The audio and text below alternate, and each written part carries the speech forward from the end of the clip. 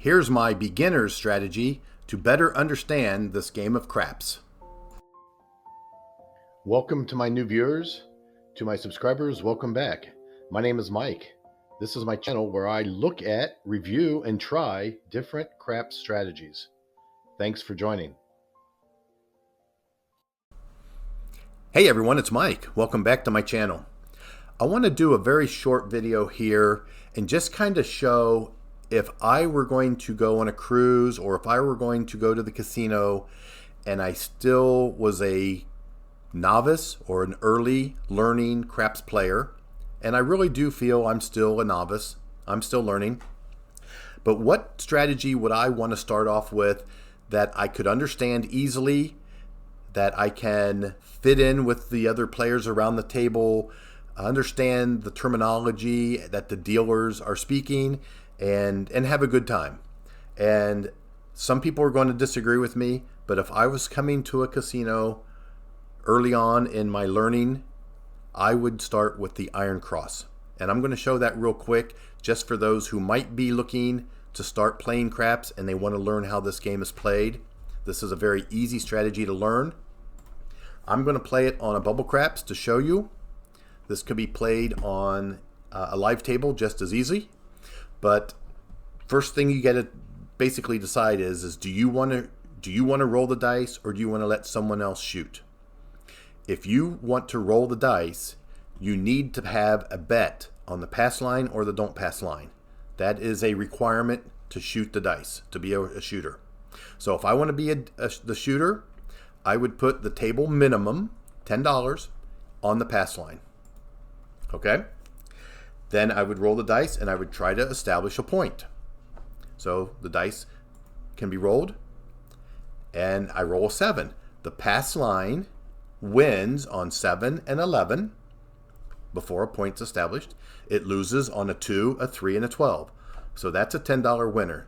The dealer will just put $10 next to my pass line. I can pick it up and put it in my rack. Some people will put it right on top and double their bet, but let's just leave this very, very basic. Let's go ahead and try to get a point. Another 7. Well, it's good that we get these 7s rolled out of the way early because we want to avoid those after the point is established. Okay, there's a 4. The puck is going to move to the 4. This is now the point. The pass line will win if you roll a 4. So basically, you've had to roll the 4 to get the puck to move to the 4. Now you have to roll a 4 again to win. Okay, your pass line bet loses if you roll a 7. That's a very, very simple strategy. Just play the pass line. But I want to play the Iron Cross. So the Iron Cross, what I do on the Iron Cross is I will put the table minimum in the field. I will put $10 in the field. And then I want to do a 3 times bet on the inside. So I would want to do a $30 bet on the 5, on the 6, oops, that's not right, on the 5, on the 6, on the 8, and on the 9. 3 times. 3 times your field bet. Okay? Very simple to remember. Put your minimum bet in the field, 3 times the minimum bet on the 5, 6, 8, and 9. Plus your place bet, you now have $140 on the table. Okay? That's the strategy. Just go to the table, if you want to roll the dice, put $10 on the pass line, roll the dice. After the point's established, you put $10 in the field, and then you ask the dealer to set you up $30 on the 5, the 6, the 8, and the 9. He'll say that'll be $120. You put $120 on the table, and he'll set you up. Now, you will win on every number that's rolled except the 7. You win in the field on the 2, the 3, the 4. You win on the 5 with your place bet, on the 6 on the place bet, on the 8 and the 9 on the place bet. You also win in the field on the 9. So a 9 you win double, or you win twice. You also win on the 10, the 11, and the 12 in the field bet. So those are your combinations of winnings. Every number wins except the 7. If you roll a 7, you're going to lose $140.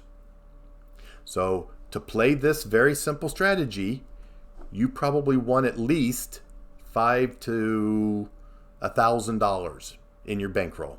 If you have if your $500 will give you enough for almost 4 shooters. If you have 1,000, you've got enough almost for 10 shooters, maybe 8 shooters.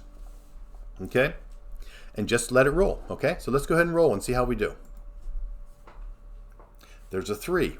The 3 wins in the field, wins $10. Okay, I just want to note a couple things. If you roll a box number, if you roll a number that's not in the field, so if you roll a 5, a 6, or an 8, you lose this field bet. The dealer will take that bet and put it in his rack. You have to replace that on your own. If you don't, and I've done this many times, I forget to replace my field bet, then you're not covering these numbers. You have to replace that bet. Let me see if I can show you that. Let's go ahead and roll. There's a 12. This is a great roll because a 12 pays double on this layout. Some casinos will pay triple, but $20 on a 12, you win. Let's roll. There's the 9. I win 2 times on the 9. Oh, I'm sorry, that's an 8. My bad. That's an 8. That's an 8. So my $30 place bet wins, but I lose the field bet. So I have to replace the field bet. So put your $10 back in. So you need to know your payouts. These inside bets will win $35. Okay? You need to memorize that. Or you have to trust the dealer is going to pay you correctly. So the 8, a $30 bet on the 8 wins $35, but you lost your $10 field bet, so you net a $25 win. Don't forget to replace your field bet. Let's roll. There's a 9. That's a great number because not only do you win 35 on your place bet, you win another 10 on your this one's 42. This one's 42. So you win $42 on the place bet of the 9 and $10 in the field. And that gives you a total of a $52 win.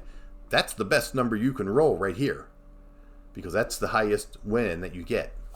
Now, if you like the math will tell you that if you roll long enough, you will roll more 7s than anything else. The math will also tell you that your odds of rolling a 7 are approximately 1 out of every 6 rolls. So we've rolled 7 times and we've rolled the 7 twice. Fortunately, we rolled those 2 7s at the very beginning when the puck was off and we won. Okay? But what I'm trying to get at is the longer you roll, the more the chances you're going to roll that 7 and you're going to lose this $140. Okay? Now we're up 127 now. So this is where your money management comes into play. Do you want to, since your 9 is covered twice, maybe you want to take this down. And all you got to do is say, dealer, take me down on the 9. And he'll remove that bet, put it back in front of you. You pick it up and put it in your rack. Maybe you want to do that because you are covering the 9 in the field. Okay? Some people will also take down the 5 because they want to keep the 6 and 8 because after the 7, the 6 and the 8 are the most commonly rolled numbers. So now if you look at it, you're going to win on every number. So you've taken $60 and put it back in the rack. So you've locked up that winning. And your setup now only loses on a 7 out, or you'll lose your place bet if you roll a 5. So you only increased your negative side by one number, the 5. Okay? But you've taken those 2 bets down and you've locked in that $60 win, which means if you rolled a 7 right now, you would lose $80. You'd lose your $60 in your place bets, your $10 in your field, and your $10 pass line. So if you rolled a 7 now, you would lose 80, but you're already up 127, so you've locked in a win. Okay? This is money management. When do you want to reduce your bets so that if the 7 does come out, you still have a net positive? You've locked in some winnings. There's gamblers out there that want to keep as many bets out as possible because they want to win on every roll. But they're risking more money. And that's what you have to determine based on your tolerance for risk. I would recommend once you get enough money in your bankroll so that if you rolled the 7, you would still be ahead, I would take the 5 and the 9 down. And that locks that winning in. You cannot go negative right now. If you roll a 7, you're going to lose your $80. You've got 127. Okay? So just think about that. Let's roll a few more times. I don't want to roll a 7, but if we do roll a 7, you'll see that we are still positive. So there's a 9. Remember, we took our place bet down from the 9, but we still have it covered in the field. So we do win $10. Okay? And $10 is better than losing everything on a 7. So that's money management. You got to think about how you want to manage your wins and potential losses. Let's go ahead and roll. There's a 10. The 10 is covered in the field. Okay, we don't have a place bet on the 10, but it's covered in the field. So you win $10. There's your 7 out. Okay? Remember the 7 out? You lost $80. Right there. You lost your $80. But because you locked in some of your profits, you still have a net profit of $67. So that's the first shooter. Happened to be you because you played the pass line. You rolled 10 times. And when the 7 came out, you lost $80, but you still had a profit of $67. If I could profit $67 on every shooter, it'd be a fun night. It'd be a good night. So that's my basic go-to strategy for beginning craps players. If you don't like it, I know you'll put a comment in. You'll say that's the worst possible strategy you can play, and you'll tell me why. And that's fine. Everyone has their favorite strategy. They have their reasons why. But this is an easy to learn strategy, and it's easy, and for beginners, it's easy to understand. So if you like it, leave me a comment and tell me you like it. If you don't like it, tell me why. And if you're going to go to the casino or on a cruise ship, try it out. Let me know how you do. Okay? So that's going to be our video for today. Hope everyone's having a great day. And as always, thanks for watching.